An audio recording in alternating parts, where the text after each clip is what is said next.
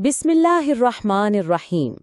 तर्जुमा अल्लाह के नाम से शुरू जो निहायत मेहरबान रहमत वाला है।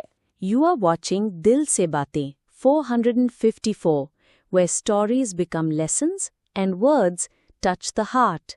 Recognizing a true friend. Ali and Salman were close friends.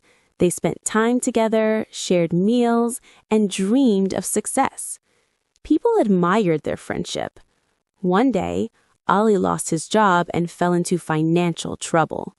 He called Salman for help, but Salman made excuses and stopped answering calls. Days passed, and Ali felt alone. Meanwhile, another friend, Umar, whom Ali barely noticed before, stood by him, offering support, advice, and encouragement. With time, Ali recovered and rebuilt his life. Ali then understood a bitter but beautiful truth. Friendship is not tested in happiness, but in hardship. Moral: true friends are those who stay when you have nothing to offer. If you enjoyed this story, don't forget to like, share, and subscribe.